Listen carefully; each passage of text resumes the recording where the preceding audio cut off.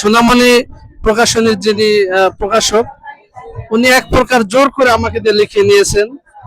সুপ্রিয় দর্শক, আমরা এই মুহূর্তে অবস্থান করছি ঐতিহাসিক সেই সোহরাওয়ার্দী উদ্যানে। এখানে বেশ কিছুদিন থেকে একুশের বই মেলা চলছে। সেই সুবাদেই আজ আমরা এই বই মেলা ঘোরার জন্য এসেছি। আপনাদেরকে দেখানোর চেষ্টা করছি যে আসলে কত রকমের বইয়ের স্টল বসেছে এখানে। আমরা একটু ঘুরবো এবং বিভিন্ন বইয়ের দোকান দেখবো। আপনাদেরকে যে দেখানোর চেষ্টা করছি, এই যে সামনের যেই ঘরটি দেখছেন, যে এই ঘরে সিসিমপুর, আমরা ছোটবেলায় যে সিসিমপুর দেখতাম বিটিভিতে, সেই সিসিমপুর আয়োজন করেছেন এবং সিসিমপুর হচ্ছে, অনেক দর্শক সেখানে দেখছেন। আমরা একটু ঘুরবো এবং দেখবো যে আসলে আজকে বই খোঁজার সাথে সাথে বইয়ের কোনো কবিকে পেয়ে যায় কিনা। আমরা দেখছি যে ছোট বাচ্চাদের জন্য সোনামণি প্রকাশনী এমন একটি বইয়ের দোকানে এসেছি। আমরা দেখতে পাচ্ছি বেশ কয়েকজন মানুষ এখানে বসে আছেন। আমরা একটু বইগুলো দেখার চেষ্টা করব। দেখছি যে আসলে ছোটদের যে গল্পগুলো, ছোট বাচ্চারা যে গল্পগুলো পছন্দ করেন, আসলে সেই গল্পগুলোই নিয়েই এই বইগুলো লেখা হয়েছে। আপনারা দেখছেন যে ঠাকুমার ঝুলি, এবং আপনারা দেখছেন যে মৎস্য কন্যা, মজার পড়া টুনির ছড়া, এবং আমরা আরেকটি বই দেখছি যে খুব উড়ছেন বইটি, যেটি সেটা হচ্ছে হযরত ইব্রাহিমের জীবনী, এবং বইটি লিখেছেন এইচ.এম. রিপন। আমরা দেখি আসলে আপনারা কারা। ভাই, এই দোকানের মালিক কে? আপনি? ভাইয়ের নাম? ফিরোজ খান প্রিন্স। আপনার এই সোনামণি প্রকাশনী? জি। কতদিন থেকে চাপ দেবো? এটা 10 বছর যাবত। 10 বছর? হ্যাঁ। কেমন চলছে? এবার খুব ভালো চলে নাই, একেবারে আসা উচিত হয় নাই, সরকারের উচিত হয় নাই রোজার মধ্যে বই মেলা দেওয়া।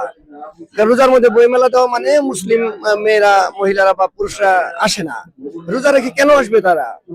তো এই জন্য বই মেলাটা জমলো না, সবাই এখানে এবার লোকসান দিয়ে যাবে।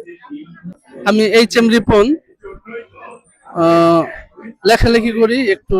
এবারে হচ্ছে আমার বই মেলায় কয়েকটা বই এসছে। একটা হচ্ছে 21 গল্পের সমাহার, বুদ্ধিমান মাছরাঙা। এখানে আমার একটা গল্পের বই আছে, এবং আমার আর একটা বই আছে হযরত ইব্রাহিম আলাইহিস সালামের জীবনী, ছোটদের জীবনী। এটা ছোট করে লিখেছি, বাট ছোট করে লেখাটা আসলে হযরত ইব্রাহিম আলাইহিস সালামের জীবনী ছোট করে লেখাটা অত্যন্ত কঠিন। তারপরে চেষ্টা করেছি ওনার জীবনীটা ছোটদের জন্য, যাতে আমাদের ছোট ভাই বোনেরা, মুসলমান যারা আছে, এরা হযরত ইব্রাহিম আলাইহিস সালামের জীবনীটা জানতে পারে, বুঝতে পারে, ওনাদের উদ্দেশ্য করে লিখেছি, এই আর কি। কত বছর থেকে এই লেখালেখির কাজ করছেন? আমি হচ্ছে লেখালেখি অনেকদিন ধরেই। এর আগে হচ্ছে গান লিখতাম, ইসলামী সঙ্গীতও লিখেছি, এবং হচ্ছে গতবার বইমেলা থেকে আমার বই নিয়মিত প্রকাশনী হচ্ছে সোনামণি প্রকাশনী থেকে, এবং এবারে আমি নতুন বই নিয়ে আসছি। এটা হচ্ছে হযরত ইব্রাহিম আলাইহিস সালামের জীবনী, এবং আমার আরো কিছু বই আসছে। গতবারের বই মেলা হয়তো আপনি একটা রিপোর্ট করেছিলেন সম্ভবত।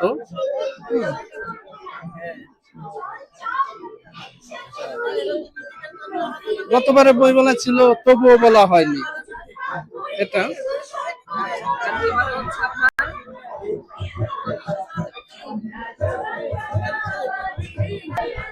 আসলে এই লেখার আগ্রহটা হচ্ছে প্রকাশক, সোনামণি প্রকাশনীর যিনি প্রকাশক, উনি এক প্রকার জোর করে আমাকে দিয়ে লিখিয়ে নিয়েছেন যে ওনার বই লিখতে হবে। উনি হঠাৎ করে ফোন দিয়ে যে এই বইটা লিখতে হবে, হযরত ইব্রাহিম আলাইহিস সালামের জীবনী বইটা লিখতে হবে। তো তারপরে হচ্ছে আমি ওই সময় আবার ইসলামী বাইতুল মোকাররমে ইসলামী বই মেলা চলে, তো আমার তো স্টাডি করতে হবে। ওনাদের জীবনী লিখতে গেলে অনেক চিন্তা করতে হয়, অনেক ভাবনার বিষয় আছে, জানার বিষয় আছে। আমি ওইখান থেকে কাসাসুল আম্বিয়া এবং ইসলামী অনেক বই কিনি, এবং কোরআনের তাফসীর কিনি, এবং পড়াশোনা করি বেশ কিছুদিন। করার পরে হয় তারপরে লিখেছি, এটা হয়তো আল্লাহ তাআলা রহমত। কত বছর থেকে বই লিখছেন? 3-4 বছর ধরে বই লিখছি। লেখালেখিতে আমি অনেক দিন হয়, আগে পত্রিকায় লিখতাম, এরপরে হচ্ছে ওখান থেকে লেখালেখি শুরু আর কি। এরপরে 3-4 বছর ধরে, আর বিশেষ করে সোনামণি প্রকাশনের প্রিন্স ভাই, অনেকে ফিরোজ ভাই বলি আমরা, ফিরোজ ভাই জোর করে আমাকে বই লিখতে বাধ্য করেন। আমারও ইচ্ছা, এই লিখি, এই লেখালেখি আর কি। দর্শকদের উদ্দেশ্যে কিছু বলার আছে কিনা? আপনি গুরুত্বপূর্ণ একটা কথা বলছেন যে দর্শক, আসলে বেঁচে গেলে এখন আমাদের বইয়ের পাঠক নেই, দর্শক কি বলা যায়। হ্যাঁ, পাঠকদের উদ্দেশ্যে বলবো আসলে আমাদের প্রচুর বই পড়া উচিত।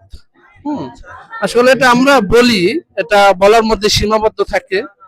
হ্যাঁ, আপনি যদি কোনো কিছু জানতে চান, বুঝতে চান, বই পড়েন অথবা পত্রিকা পড়েন অথবা কোনো তথ্য জানার জন্য কোনো না কোনো সেক্টরে আপনাকে পড়ে আসতে হবে, পড়ে জানতে হবে।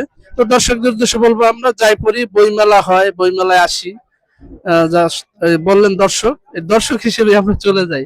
তো আসলে পাঠক খুব কম এখন। যাই হোক, তারপরও বই লিখতে হবে, পাবলিশ করতে হবে ওনাদের। হুম, এই আর কি। আচ্ছা, আমরা এক আম, কবির কথা শুনলাম। আসলে যেই সোনামণি প্রকাশন স্টলটি রয়েছে সেই স্টলেই বসে রয়েছেন, এবং বসার কারণ হচ্ছে যে ওনার একটি বই প্রকাশ পেয়েছে। একটি না, গত বছরেও একটি বই প্রকাশ পেয়েছে, সেটি হচ্ছে যে তবুও বলা হয়নি, এবং এবারে প্রকাশ পেয়েছে হযরত ইব্রাহিম জীবনী ছোটদের।